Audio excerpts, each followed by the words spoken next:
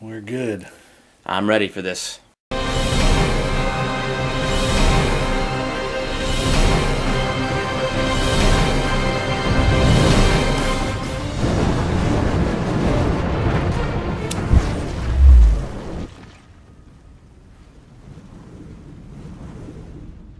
She with you?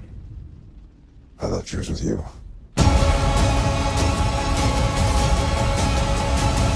Welcome to Durbania. I'm Rhapthorne. I'm Durbin.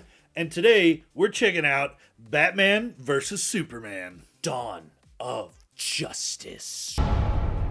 Dude, new set. What do you think, man? Look at this. Oh, Yes! Don't you and new love it? New open. New opening. Yeah. Love that one too.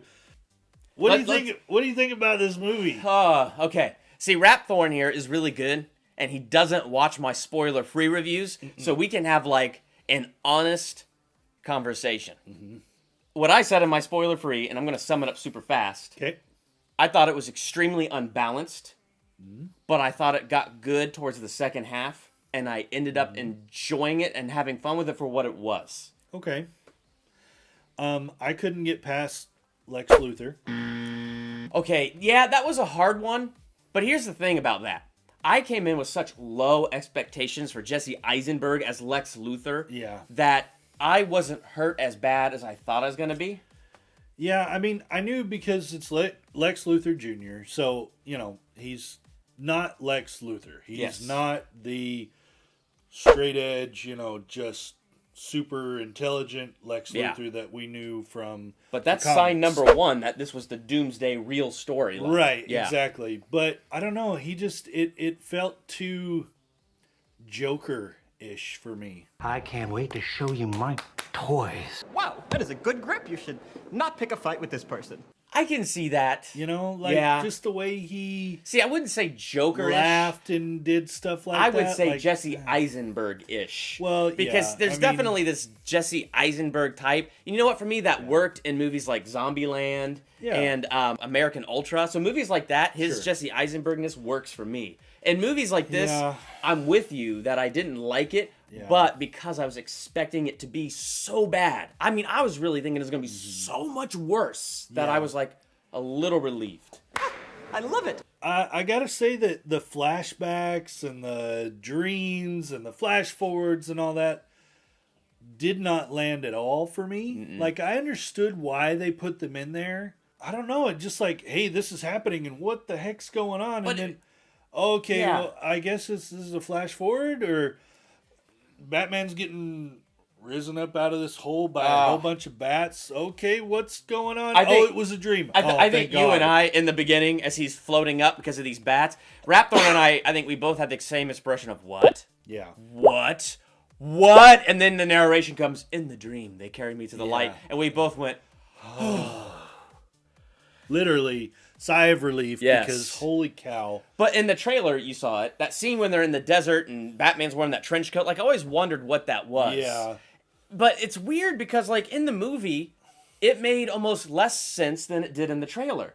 I mean, it takes a minute for you to realize, oh, he's having a vision of the future. Right. But Batman doesn't have powers. Right.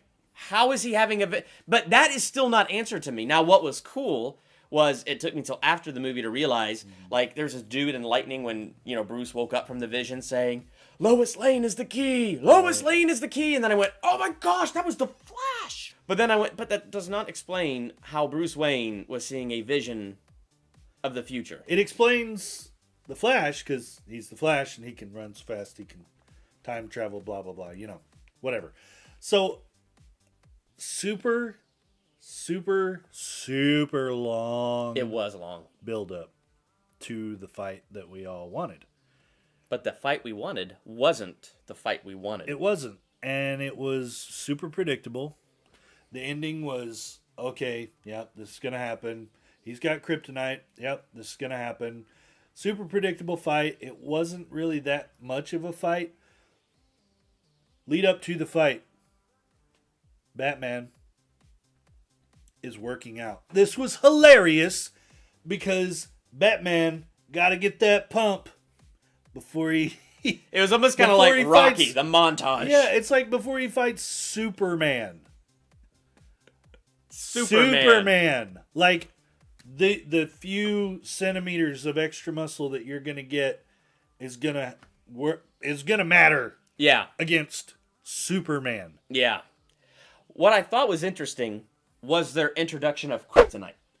I liked how it came from the ships, but what I thought was really cool, there were some aspects where Batman kind of reminded me of Iron Man in this movie, watching him and Alfred build their technology, which I thought was cool, and watching Batman take this kryptonite rock that he robs from Lex Luthor, chip it down to nothing, and build these different weapons. That was kind of cool, but then again, he has to. It's the only way Batman could win in a fight against Superman, and I know Batman fans are going to be raging, so let me say this. Batman is my second favorite superhero of all time. Not mine. I think Batman is a freaking genius. He's not a superhero. Okay, he's a hero, and I think he's a freaking genius, and I think Batman rocks. But it's Superman. You have to take Superman down the peg before you can hurt him. So like he said, that's where the fight was predictable. But there was a point when I got to this fight where I just kind of let go. And what I really liked about this fight was the trailer made it look like they just kind of war throughout the movie and then Doomsday unites them. But here's what I really liked. They put an emotional core to this fight because Martha Wayne is the name of Bruce's mom. And Lex Luthor captures Martha Kent because they never explain how, but he knew Superman was Clark Kent. He probably just saw through the glasses. But he knew Superman was Clark Kent, so he captured his mother. So Batman has Superman on the ground. He's got a kryptonite spear, and he's about to take him out. And Superman says, Martha, save Martha. And Batman loses his bats. He's just like, how do you know that name? Yeah. How do you know that? But like for me, the emotional core of that, the way Batman related the name Martha to his mother and then started flashing back to his mother's death. Yeah. And then Lois comes running in. That's his mom. That's his mom. And Bruce just suddenly has this. A switch went off. Oh. And he realized that, wait, what's going on? Yeah. And that switch happens, and he's like, "Oh my gosh, what have I done?" And instant remorse for what he was about to do. Oh, he realized he was a pawn. Yeah. And he's Batman. He's nobody's pawn. That's right. But he just realized he got played. Yeah. And it was just, to me, that was really cool. And then it led to Batman saving Martha Kent, which was one of the most awesome Batman fight scenes I've ever seen. Agreed. Except they put it in the dang trailer. So watching it in the movie was my second time seeing it, so it lost some of its impact. Hollywood, please learn how to make better trailers. Right. Yeah. So, Doomsday, for me... See, okay. Like, his final form was better than I was expecting them to actually get it. But if you look at the comics and look at the way Doomsday looks, he looks more like he's got, the bone coming out of his skin, like super big, but with this Doomsday, it was like, oh, he's got a little bit of bone here, a little bit there, like a little bit of protrusion, but he didn't, he was just big. Yeah. Like, that was his thing. He was just big in the movie. And I felt like they really, really, really, really could have done a better job with making him look more like the Doomsday that we know and love. I loved the Doomsday scene because aside from Doomsday's origin, when Doomsday appeared on the scene, they followed the comic book story. Yeah. When they hit him with a nuke, he got more powerful. When Superman hit him with a punch, he got more powerful. And that's kind of Doomsday's thing. Right. When Doomsday was on the scene, I thought it was well done. Leading up to the emotional death of Superman, they did the death of Superman storyline, and I thought it was actually really quite powerful. The way Superman picks up the kryptonite spear, and it's like burning him, and it's hurting him, and he says his goodbyes to Lois, and Lois has her emotional moments, but it's not like this overdramatic thing. Yeah. It was powerful, because Superman gets a stab in, and then Doomsday gets a stab in, and they kill each other, just like in the comic book storyline. They fight each other to the death. So good. And honestly, I liked that the movie ended with Superman dead. Yeah. And so, because... So you're looking at the top of the casket. Lois had just dropped a little bit of dirt on the top, right? All of a sudden, some of the dirt starts to fly up. If you remember from the Superman... Man of Steel movie, like when he figured out he could fly, like all the stuff started coming up, and then he took off, right? So Dirt's coming up. So you know he's coming back to life. If you know the comics, you know he dies and then comes back to life anyway. But yeah, just I do love the way they did that. I it do was amazing. too. I want to say this real quick though. Overall, I liked Batman. I thought he was a cool character. I liked the costume gave him mobility. Yeah. Here's what I didn't like. He killed people. He flat out shot people with the machine guns from the Batmobile. He intentionally caught a car and flung it onto another car with living people. Did not like that he killed. Ben Affleck playing Batman, I was really surprised. I thought he did a really good job. Like, a lot of people were really worried about how he was going to do as Batman, and I thought he did a really good job. I love that they actually used the suit to change his voice. That was cool. Instead of the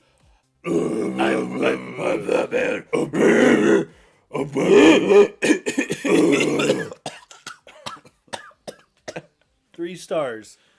3 stars because A, I didn't have enough fight scenes. B, Doomsday didn't hit for me. I did agree with you though. Like, they did keep true to Doomsday's character with the when he would get hit with something very powerful, he would become more powerful. I did like that, but just really wanted him to look better. Yeah. Super long build-up. Lex Luthor wasn't great for me, so only 3 stars. But again, I did really enjoy Wonder Woman. I thought she was amazing. She was awesome. And I'm looking forward to see what the Justice League is all about. Yep. I gave it 3.5 stars, and basically what I said in my spoiler-free reviews, I actually ended up enjoying the Batman-Superman fight more than I thought I would. Because I like the emotional core. I did end up liking Doomsday. I was able to get past him looking like the cave troll from Lord of the Rings. So I've now seen the movie twice, and I plan to buy it when it comes out on Blu-ray. Again, it's not like a super epic game-changing movie. It's not like the best movie ever, but I thought it was fun. And if you go into it with that, I think you'll have fun. Sure. So 3.5 stars for me. If you saw Batman vs. Superman, let us know. And who is your favorite DC superhero? Make sure to let us know in the comments. While you're there leaving a comment, make sure to hit that subscribe button right down there. And make sure to hit us up on Facebook and Twitter. I'm Durbin. And I'm Rhapthorne. Thanks for checking out Durbania. Woohoo! Yeah!